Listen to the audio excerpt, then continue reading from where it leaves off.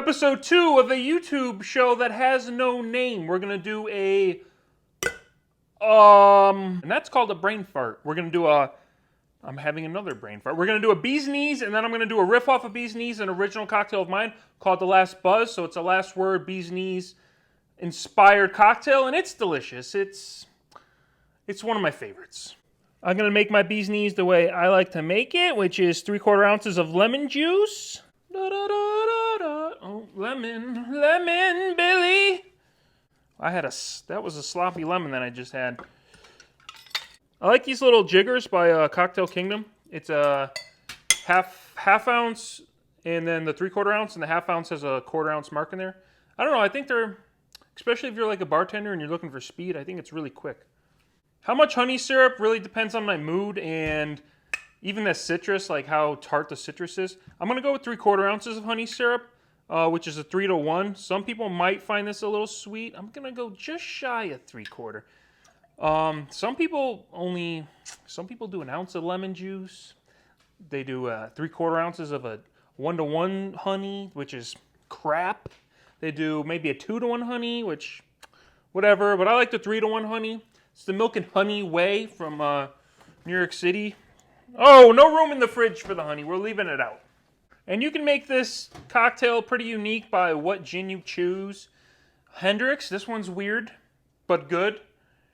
Monkey 47, one of my all-time favorites. But I think it's not a bee's knees unless you're using Bar Hill. Shout out to Vermont, New England. So we're going to do 2 ounces of Bar Hill gin. Why do bartenders hold their jiggers weird? It's just comfortable. Sometimes I do it, sometimes I don't. There's really no rhyme or reason. Trolls are going to be trolls. This is a Prohibition cocktail, which people think Prohibition was like the golden era, the good era of cocktails, and then some experts are saying it isn't. It's full of crappy gin, bathtub gin, so there was a lot of cocktails that called for stuff to mask the flavor of garbage spirits, because you couldn't produce spirits at that time, or the spirits that were being produced were only for a certain class. And that's all I have to say about that.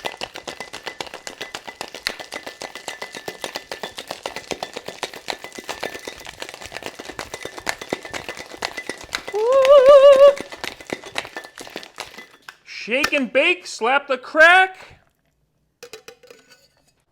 Frozen coupe. Strain that out.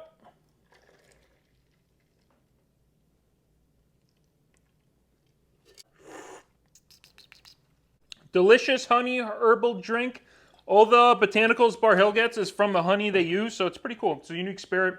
It's one of my favorites. I like it. And I'm going to use it for my next cocktail, which is called the Last Buzz. So this is I was sitting in my basement and at my old place, and I just thought of these ingredients together, and I said, this is going to go nice. And it did. It got tweaked a tiny bit, but it was good. So we're going to use Chinar.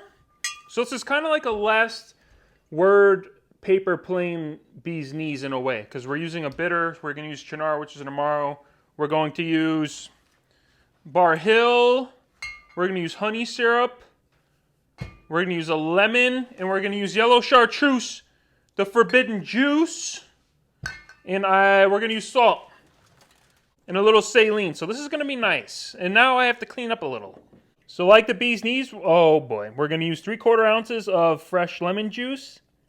So 3/4 ounces of fresh lemon juice. If you don't squeeze your own citrus, I hope you get stung by a bee on your gooch. 3/4 ounces. Oh no, wait a minute. No, that's too. I'm messing it up. It's a 1/4 ounce of honey syrup, not 3/4 ounces of honey syrup. A 3-to-1 honey syrup, which is important. You're going to need a 3-to-1. 3/4 ounces of Chinar. So Chinar is an Amaro. Amaro is bitter in Italian, so they're bitters. They're drinkable bitters. So there's all different kinds of bitters. There's like these bitters, which is like concentrated bitters. Those aren't really drinkable. If you drink them, you're cuckoo. So there's non-drinkable bitters, and then there's drinkable bitters. Aperitivo, Amaro, Amari's plural for Amaro. Those are all drinkable bitters, and they're delicious. This particular one is made from artichokes. Pretty weird. I don't know. They're making anything. You can make an Amaro out of pretty much whatever you want. 3/4 ounces of the Bar Hill gin. So I've never, you kind of need this gin for this cocktail, but other gins are going to work. You can use a London Dry, like a neutral flavored gin. I do think this one pairs well with the honey and the honey that is also in the yellow chartreuse, which we're going to use 3/4 ounces. So there's a honey theme going on here. Last buzz. It ain't the buzz that like you're feeling it because the booze. That's not the buzz we're going for here. We're going for the bee's buzz. A little bumblebee. A little honey bee, not a bumblebee. Because we're using some nice honey stuff. Yellow chartreuse. You can find it. People are, I can't find it. No. You can. You're just not looking hard enough. Protein shake break. Now I like 5 drops of saline solution, which is salt water. You know, eye doctor's office. A little, yeah. Have some class, freeze your glass. We're going to shake with 1 large rock. Stick a rock in there. Typically, I like to temper my ice so it doesn't crack when I pour the cocktail over it. But I did not do that this time. So I like to give it like 2 bangs, 2-3 bangs. You can do the old flip. You can do whatever you want. Typically, I shake like this. And then I like to go kind of like this way. Some people, there's all different shakes. There's really no wrong way to do it. Whatever's comfortable. Whatever's comfortable for you. So I typically like to shake like this one. Or like this way. But for some reason, these shakers make me want to shake with one. Maybe they're weighted or something. It just makes me want to shake with one hand.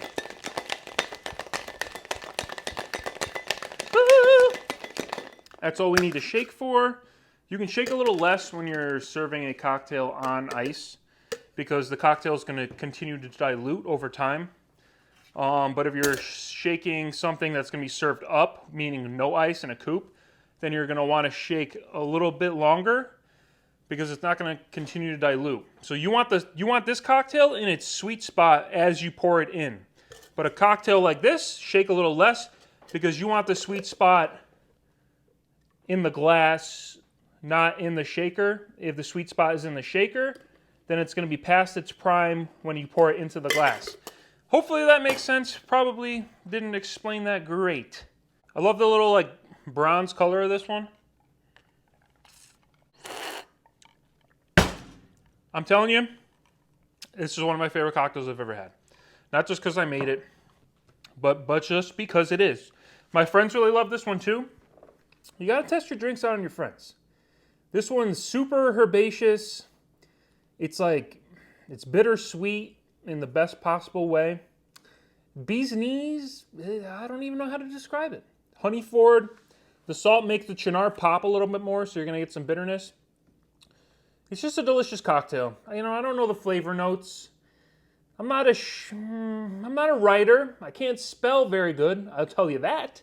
I can't, my descriptions are always messed up. We'll see if I leave a description in this video. For the few people that are watching my YouTube videos, this is my second one. I'm trying to be more regular with it. It's kind of hard. My wife is rolling her eyes at me right now because she says I'm talking too much. Oh, she's sleeping. Great! Hammer that like button! Squeeze that like button. Hammer the subscribe button.